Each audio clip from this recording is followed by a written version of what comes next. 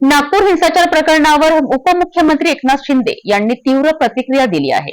त्यांनी दोषींवर कठोर कारवाईचे आदेश दिले असून पोलिसांवर झालेल्या हल्ल्याचा तीव्र निषेध केला आहे। 33 ते 40 पोलीस कर्मचारी जखमी झाल्याचेही शिंदे यांनी विधानसभेत सांगितले। तसेच औरंगजेब समर्थकांच्या समर्थनार्थ होणारे दंगे निंदनीय असल्याचेही त्यांनी म्हटले आहे। विरोधकांच्या वक्तव्यावरही शिंदेंनी जोरदार प्रत्युत्तर दिले आहे। गेल्या काही दिवसापासून या राज्यामध्ये औरंगजेबाचं उदात्तीकरण का सुरू आहे, कोणी सुरू केलं, कशासाठी सुरू केलं, याचा एक खऱ्या अर्थाने याच्या मुळाशी तर सरकार जाईलच। परंतु औरंगजेब हा चांगला प्रशासक होता। शिवाजी महाराजांसारखा अशी तुलना एकदा अबू आझमी यांनी केली होती आणि त्यावेळेस अबू आझमी यांना देखील तशा प्रकारची समज दिली होती।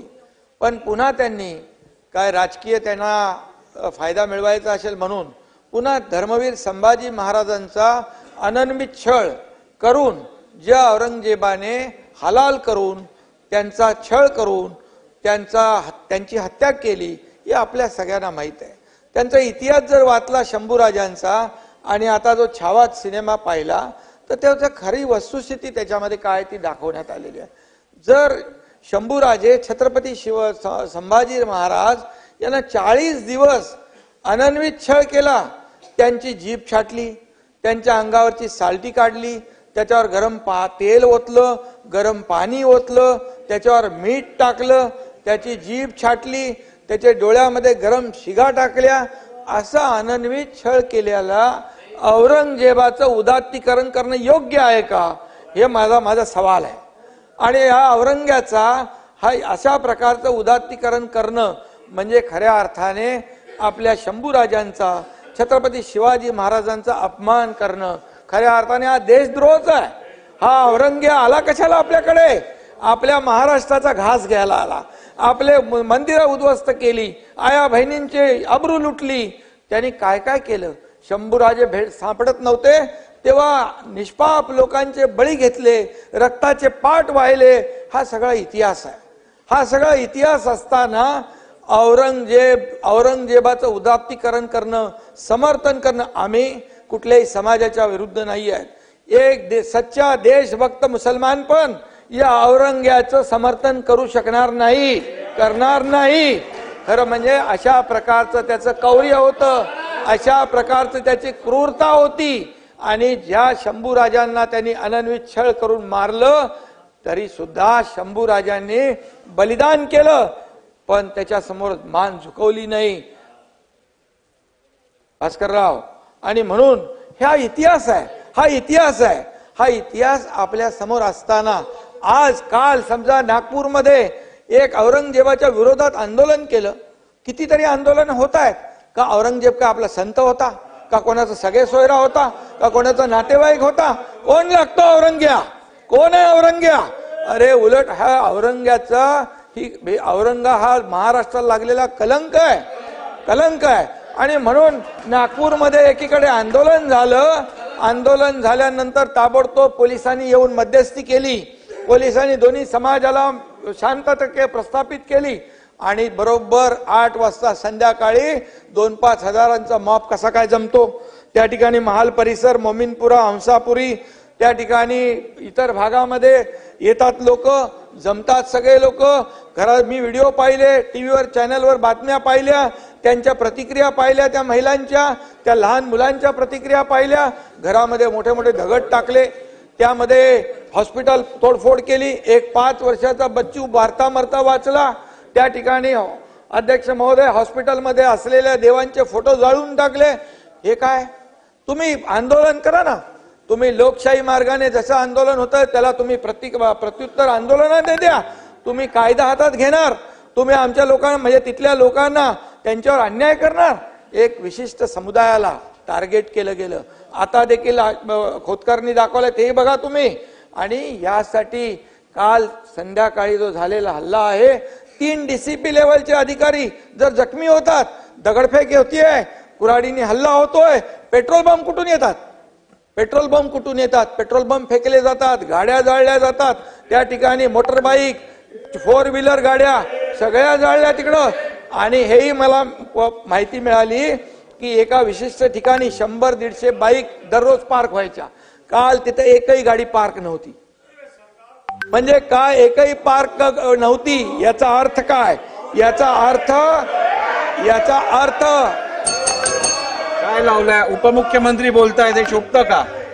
याचा अर्थ काय की जाणीवपूर्वक, नियोजनपूर्वक ही साजिश होती काही विशिष्ट समुदायाला टार्गेट करण्याची.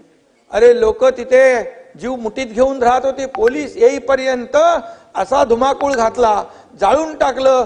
पोलीस आल्यानंतर देखील पोलिसांवर हमला केला. अरे जे पोलीस कायदा सुव्यवस्थेचं रक्षण करताय, स्वतःचा जीव धोक्यात घालून, त्यांच्यावर तुम्ही दगडफेक करताय, कुऱ्हाडीने वार करताय, हत्याराने वार करताय, पेट्रोल बंब टाकताय. हे कसं काय सण? तलवारीने मारलंय. जयंतराव 40 पोलीस जखमी झाले, 33 पोलीस जखमी झाले, डीसीपी लेवलचे अधिकारी जखमी होत आहेत. याचा अर्थ काय घेणार आपण? कायदा सुव्यवस्था राखण्याची जबाबदारी सरकारची, गृह विभागाची, मुख्यमंत्र्यांची, तशी आपली सगळ्यांची आहे. आणि म्हणून या राज्यामध्ये कायदा सुव्यवस्था राखण्यासाठी तुम्ही सहकार्य करायचं सोडून पोलिसांना तिथं त्यांच्यावर अत्याचार करताय, त्यांच्यावर हल्ले करताय. आणि त्याचबरोबर काय काय लोक बोलतायत, तुमचे हर्षवर्धन सपकाळ मुख्यमंत्र्यांची तुलना औरंगजेबाशी करतायत क्रूर प्रशासक म्हणून. काय आणि म्हणून अशा औरंगजेब हा देशद्रोही होता. औरंगजेबाने धर्मवीर संभाजी महाराजांचा अनन्वित छळ केला, डोळे काढले, जीभ छाटली. एक या काय मुख्यमंत्र्यांनी त्यांची जीभ चाटली का? डोळे काढले का? चामडी सोलली? काय सोललंय? आणि म्हणून हे आमचं सरकार जे आहे, तुम्ही कुणाची तुलना कुणाबरोबर करताय? शिवाजी महाराजांची तुलना औरंगजेबाबरोबर करताय आणि या औरंगजेबाची तुलना क्रूर म्हणून, प्रशासक म्हणून यांच्याशी करताय. काय करताय? तुमचं काय चाललंय? आणि म्हणून तुम्हाला सांगतो, नाना तुमचे अध्यक्ष हर्षवर्धन सपकाळ यांनी माफी मागितली पाहिजे. या ठिकाणी माफी मागितली पाहिजे. अन्यथा त्यांनी केलेलं हे कृत्य आहे, हे औरंगजेबाचं समर्थन करतायत, एका देशद्रोहाचं समर्थन करतायत. म्हणजे तेही देशद्रोही आहेत. त्यांच्यावर देखील देशद्रोहाचा खटला दाखल करावा का? आम्ही दाखल करावा का? आणि म्हणून हे राज्य शिवाजी महाराजांच्या आदर्शावर चाललेलं आहे. म्हणून 2.5 वर्षात आम्ही जे काम केलं, एकीकडे तुम्ही सगळं बंद केलं होतं, आम्ही सुरू केलं, लोकाभिमुख योजना केल्या, या ठिकाणी विकासाला चालना दिली. अरे आमचं आम्ही बघून घेऊ ना, तुम्ही 208 नंबर. आणि म्हणून शांत राहा. आम्ही एकच सांगतो, हे शिवाजी महाराजांच्या आदर्शावर चालणारं हे सरकार आहे. आणि म्हणून या राज्यामध्ये शिवाजी महाराजांचा अपमान किंवा या छत्रपती संभाजी महाराजांचा अपमान बिलकुल सहन करणार नाही. आणि म्हणून या ठिकाणी मी आपल्याला एवढंच, नाना ऐका, तुमचे काँग्रेसचे अध्यक्ष हर्षवर्धन सपकाळ यांनी तात्काळ माफी मागितली पाहिजे. अन्यथा त्यांच्यावर मुख्यमंत्री महोदयाचा अपमान केला. मुख्यमंत्री महोदयानं औरंगजेबाची उपमा दिली. जो देशद्रोही औरंगजेब, देशद्रोह ज्याने आपल्या राज्यावर चाल करून आला, त्याला माफ केलं जाणार नाही. एक बाहेर गेलाय इथला, तो बाहेर आहे, मग तो बाहेरही फिरणार नाही. आणि म्हणून सांगतो, आपल्याला बोलताना तारतम्य बाळगून बोलायला सांगा. अरे तुम्ही ब्रिटिशांनी आक्रमण केलं, ब्रिटिशांच्या देखील खानाखुणा पुसून टाकल्या. स्वातंत्र्यानंतर तुमच्या सरकारने ते पुसून टाकलं पाहिजे होतं हे सगळं, पण मतांच्या लाचारीसाठी हे तुम्ही ठेवलं. आणि म्हणून तोच आज कलंक लागला महाराष्ट्राला. आणि म्हणून मी एवढंच सांगतो, अध्यक्ष महोदय, ज्यांनी पोलिसांवर हल्ला केलाय, निवेदन मुख्यमंत्र्यांनी केलेलं आहे, कायदा हातात घेतलेला आहे, कायद्याचं राज्य आहे, ज्यांनी कायदा हातात घेतलाय त्यांच्यावर कडक कारवाई सरकार करेल अशा प्रकारची भावना आणि भूमिका सरकारने घेतलेली आहे.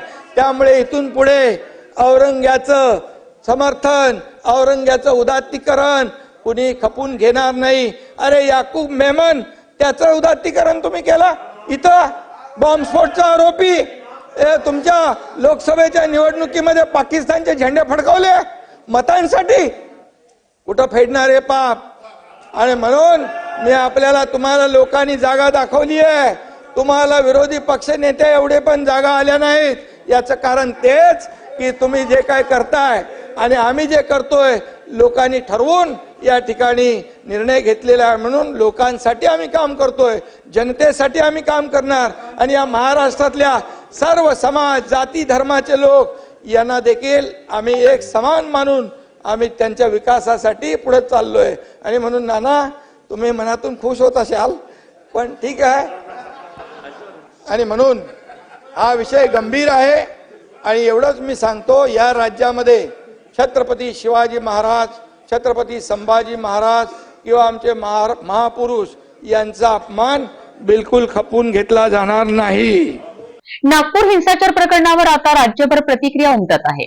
उपमुख्यमंत्री शिंदे यांनी दोषींवर कठोर कारवाईचे आदेश दिले असून राज्यात शांतता आणि सुव्यवस्था राखण्यासाठी पोलिसांना सतर्क राहण्यास सांगितले आहे.